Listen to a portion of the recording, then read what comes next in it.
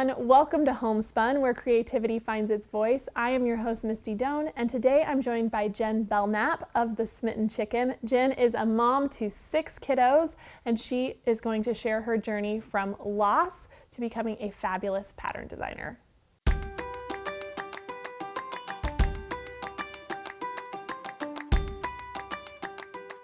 Jen, thank you so much for being here today. I really appreciate it. Oh, you bet. I'm excited to talk to you, and I know everybody's going to love hearing more about your story. So will you share with us how you got started quilting or with your business?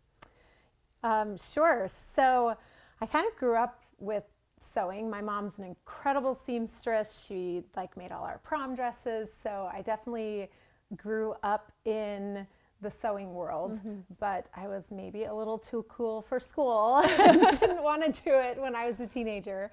But after I started having my kids and had a little more free time, I decided to, start that creative journey. My husband works a ton of hours, and so I needed something after the babies went to bed besides watching hours of Netflix. Yeah.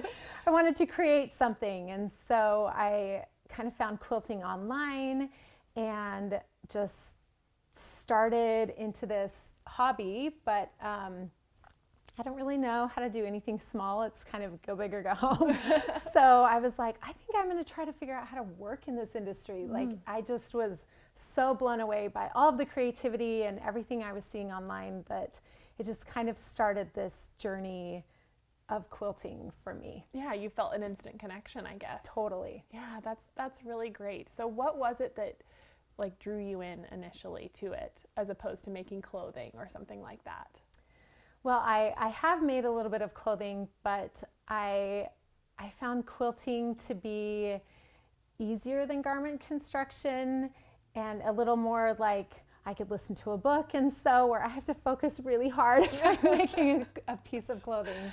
And it's just like playing Tetris, which I love that game. It's, putting all the blocks together. And making the shapes fit. Yes, I love it. So it really just kind of fit my personality a little bit better, I think. That's wonderful. So you decided to dive headfirst into working in the industry. Yeah. How did you go about that? I don't even really know how it kind of happened. It happened a bit organically. I was living outside of New York City at the time, and there aren't a ton of quilters in that area of the world. And so I really found this online community. And so I started posting on social media and meeting designers, and then I started collabing with designers, and then it just kind of took off from there. Just grew. I love that. I think that's one of the things that's so beautiful about the quilting industry is it can be really scary at first, but people are so kind. They are so nice. They want to work together. And so being willing to put yourself out there really is that first big step. Yeah. So was there a turning point for you where you knew this is it. This is what I want to do. I'm on the right path. Oh, absolutely. So one of these, late nights, my husband's working late, and I was scrolling through my Instagram account, and I actually came across Missouri Star Quilt Company's daily deal, and it was this rainbow jelly roll, and I was very drawn to purchase this particular jelly roll because at the time I had actually just lost a baby. Oh, I'm so sorry. And man, this is still really hard to talk about. I lost this baby, and I was in a very dark place.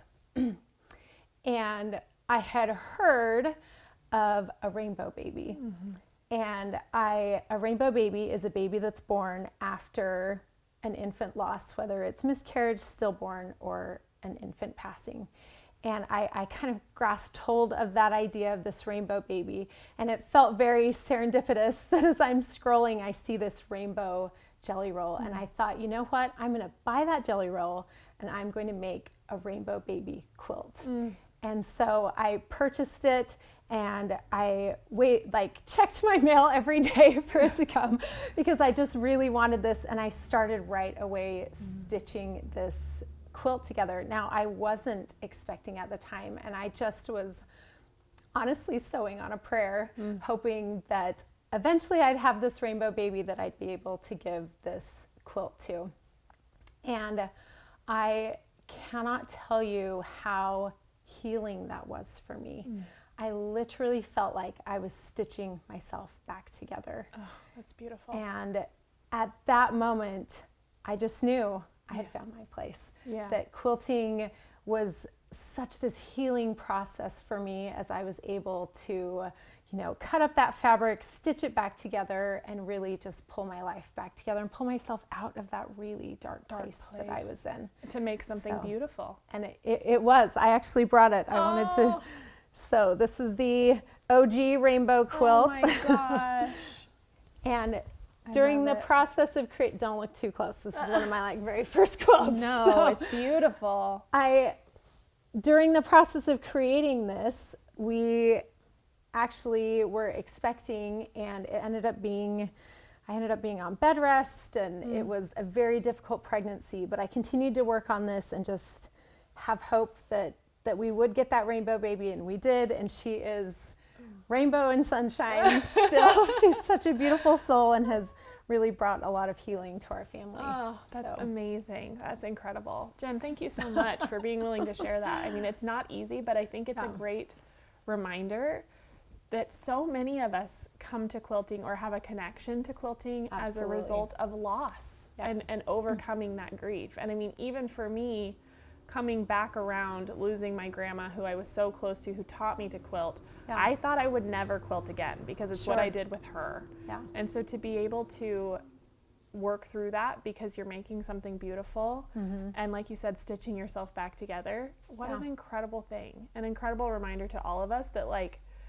yes, this is a hobby, but it also is, like, incredible for your self-care and your emotional well-being, and not every hobby is necessarily like that. It really fills you up and it puts a lot of good into the world. And so thank you for being willing to be so vulnerable and share that, because I know there's many who are like you who have experienced that kind of loss, and it's nice to know that there's hope on the other side. Yeah.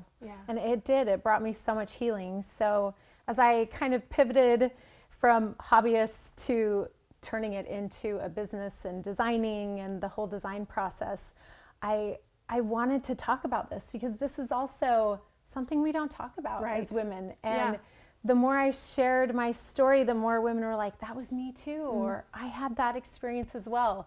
And so I ended up designing this quilt that we call Baby Alma. Oh, I love it. And so I wanted to create a rainbow baby quilt to just start that conversation, and to also know that you're not alone, that a lot of us have been through this and we know what you're feeling. And if this gives anyone the peace that I felt in stitching my rainbow baby quilt together, that is my greatest hope. I love that. And you filmed a tutorial with Jenny on this. I did. I love that. So that's so fun that you bought that first jelly roll from Missouri Star, and then it kind of became this full circle moment where you then got to share this beautiful pattern. It totally was, and I was excited to share it. Oh, I love that. I love that so much. So thank you. Thank you for putting yourself out there and sharing that story, because I have no doubt that it has touched a lot of women and made them feel less alone through a really difficult time. And what a gift you've given. So you've taken a hard thing and made it really beautiful. So thank you for that. That's kind. So after that, you've designed this quilt. You're working in the industry. So what is it that you love to do now? What connects you to the industry and drives you forward?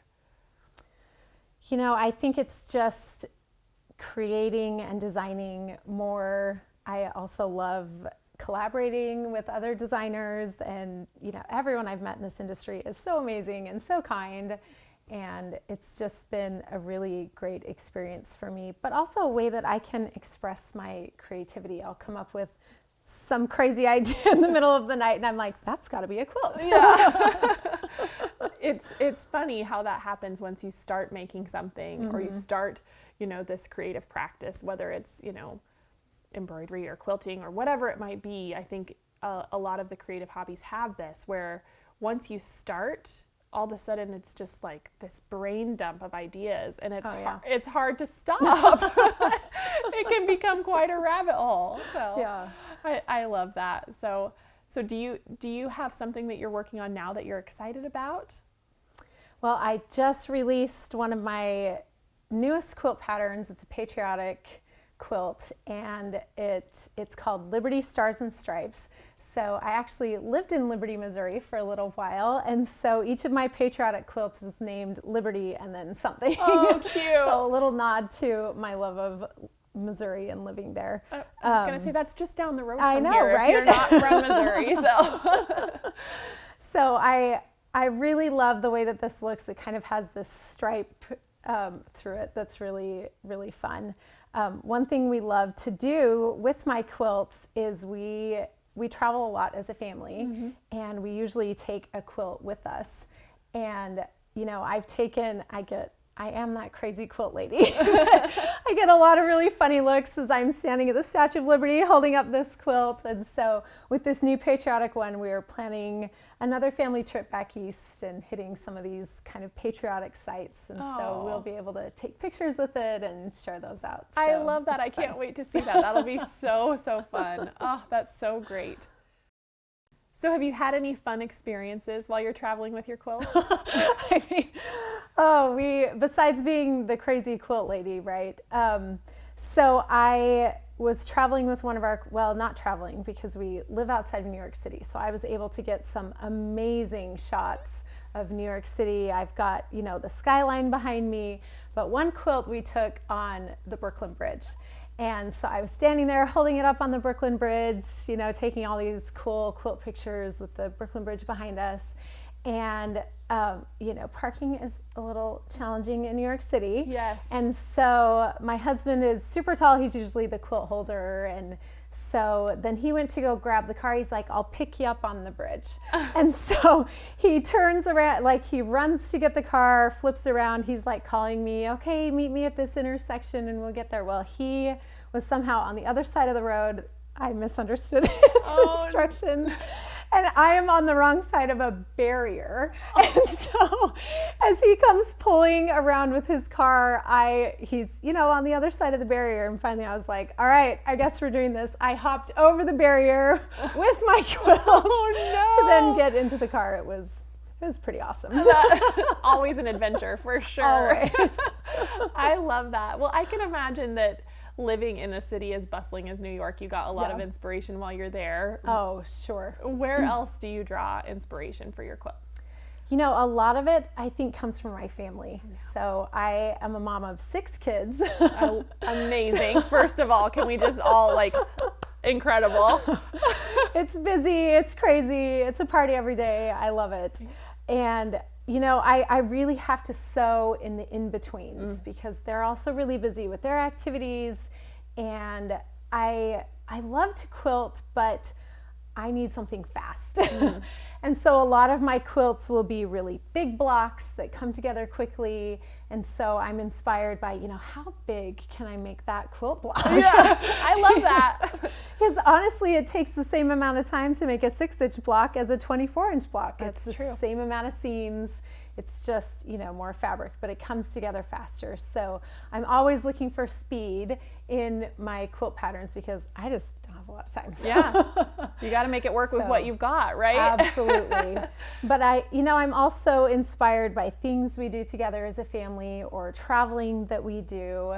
So we lived in New England. One of my quilt patterns is called New England because it's this big giant, right? It has to be a big quilt block, a big giant maple leaf because it's New England and the falls there are so beautiful. And so I'm definitely inspired by where I live or things that we'll do as a family. We would travel up to Vermont during the fall and see all the fall leaves. And so it's activities we do together as a family, or, you know, how fast can I get this done? Yeah, I love that. Well, and I still want to visit Vermont in the fall. Oh, we you have to. Jake's aunt and uncle live in Vermont, and Oh, we're no always way. like, oh, we need to go, and we've never done it.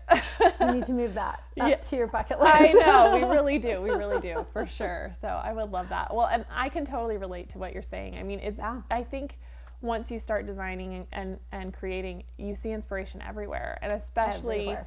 at home. Like my kids are always, you know, up to something. And Ezra, my youngest, he's funny because he is the one that likes to sew the most of my kids. I love that. They all can. They've all made some sort of quilt project.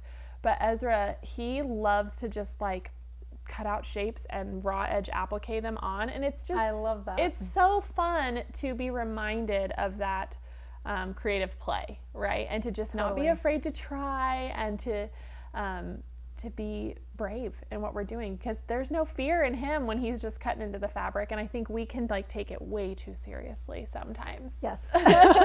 It's a good reminder. It should be fun. It doesn't have to be super difficult. Like, there's a time and a place for every single phase of quilting, and maybe someday later in life I'll get to do these beautiful intricate art quilts. Today is not that day. I only have 3 Same. kids, but they keep me busy, so I cannot imagine adding 3 more schedules to that crew. But that's incredible that crazy. you're able to juggle it all. I love that. Okay, so then you love quilting. Are there any other creative hobbies that you have or that you want to get into? Oh, I just love to create. I love a lot of different mediums. You know, quilting is definitely my true love, but I am really loving embroidery. And I've been enjoying doing Ingrid's Wildflower Yes. with Missouri Star. And, you know, I love it because it's on the go. Right. So, you know, I don't have to lug my sewing machine and rotary mat and cutter and all the supplies I need for quilting. Embroidery is a lot more travel friendly. I agree. Which helps on the way to the basketball game or the swim meet or whatever else You're up to. doing. Yeah, I found that too. I did embroidery when I was young, and it had been years since I had done it again. And now every time we're going somewhere in the car for a long period of time, or if I'm on a plane traveling for work or something, I'm going to bring that along with me because I can just sit and stitch, which is so fun. Absolutely. So, Well, and I also love to draw on my iPad, and that's another portable craft that I'm finding that is really versatile. And so that's also been fun as I, you know, try to go to art school and figure out how to draw. are you doing that? Are you going to art school, or do you just mean you're challenging yourself? Just challenging myself Okay. to try to get to a better level than stick figures. I love that. I would love to do the same thing. I haven't even made that leap yet, but that is so great. It's really cool. So do you have anything that you would share, maybe advice or words of wisdom for someone who is just starting out in quilting and maybe wants to make that leap, or has something that they want to share but doesn't know where to begin? Well, I would just say jump in. My biggest regret is not finding quilting earlier, because I look back at that, you know, brand new mom, and I just needed that creative outlet so badly that I feel like now that I have it, I am such a better mom because my cup is getting full with all this creativity. So if you are on the fence, jump in. I love that. Just do it. And you know, there's no quilt police, and you will be so proud. Like, you can look at this rainbow quilt. It is not perfect, and I am so proud of that quilt. Exactly. And it brought me so much joy and healing. Yeah. And so I would just say, go for it. I love that. I love that so much. Thank you so much for being here and for sharing and being so open and vulnerable. I think it's a great reminder to all of us that there's healing to be found in creativity. It's important to take the time Oh, you bet. and to make the time for ourselves as we're going through hard things to really heal and to overcome. And who knows, like you, it might become something that is going to be a lifelong love, right? When it could have just been a temporary moment. And so that's really, really beautiful. So you are busy with 6 kiddos at home. So what does a typical day look like for you? Oh my goodness, it is so busy. So my youngest is in preschool this year. So I, drop her off at preschool 3 days a week, and that's when I get my really good work time in. Okay. So the minute she's at preschool, I'm, cutting out quilts, sewing them up, and honestly spending a ton of time on my computer. So as it switched for me from hobby to running a business, I realized I'm on my computer probably 80% of the time and now only sewing 20% of the time. Yeah, that's real. I think a lot of people maybe underestimate that. I know people all the time, they're like, you get to sew all the time for work. And I'm like, well, not quite. Not as much as I want to. Right. Because there's so much behind the scenes that I'm doing. In fact, my husband walked into my studio the other day and was like, whoa, you're actually sewing. Oh. I was like, I know, it's a good day when Yeah. I get to sew. So I'm doing a lot of work and editing on my computer, and so a lot of, being the solo entrepreneur that we've created in growing the Smitten Chicken business it's just me. Yeah. I don't know how you do it because I have a lot of help. Being here with Missouri Star, we have an amazing team that makes everything go. But I'm a little jealous. You're a one-woman show. No, it's crazy. And, I didn't realize in turning this into a business that now I need to be good at photography and I need to be good at video editing and I need to be, good at writing blog posts or just writing content in general, editing my quilt patterns, making sure I'm not spelling things wrong. So it really is this learning curve as I try to figure all of it out. So well, and it's a challenge every day, right? Because you don't know what new skill you hear. I can imagine you're like, oh, I'm just going to design this quilt and put out this quilt, but there's so many things that come with that, especially with social media now. It's very competitive and things need to look good and all of that stuff. And so that's a lot of pressure. So it's amazing that you have been able to learn and grow. Are there any resources that you've used to maybe help you along the way with some of that?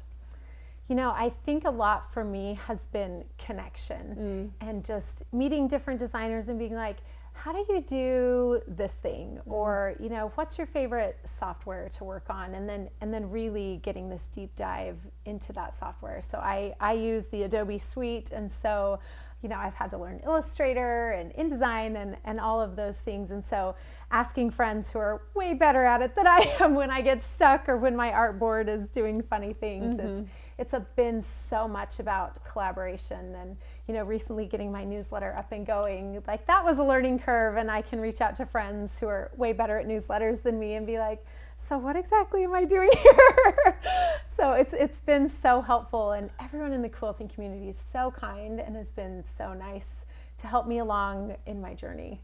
That's amazing, and I think it's a great example to all of us that there's plenty of room for everyone. And so being willing, one, to ask the question and not afraid that people are going to be mad that you have questions, and taking advantage of those connections that you have in life to be able to learn and grow, because there's so much that people can share with one another. And it's awesome that you've been able to take that and run with it and now build this really beautiful and successful business. So congratulations. Oh, thanks. It's really, really cool. So is there anything else that you maybe have on the horizon that you want to learn, that's still just out there that you haven't quite mastered? Well, I really would love to do fabric design. And so that's been part of, learning the iPad and learning the Adobe Suite that I'm really working on my portfolio and hoping to be able to have my own fabric. Oh, I can see it. It's going to happen. It will happen. That would be so great. I've always wanted to do that too. Yeah. I think I personally love color. And so being able to play with color, I just, sometimes I'm like, oh, if only I had this, and it's just not quite how my brain wants it to be. Absolutely. But I'm excited. I can't wait until you release a fabric line. I think it will be amazing. Oh, I hope so. Still working. Still work in progress. Just work on it, and it'll come. So that's really cool. So Jen, thank you so much for sharing all of this with us today, for being so vulnerable in your journey and helping women feel seen and understood. I think it's so important in today's day and age. So I really appreciate you being brave enough to share that with the world, because it's not always easy, especially when you first did it. I don't think we were talking about it enough. And so being willing to take that leap and then use it in this beautiful way to continue to grow and share is just really, really inspiring.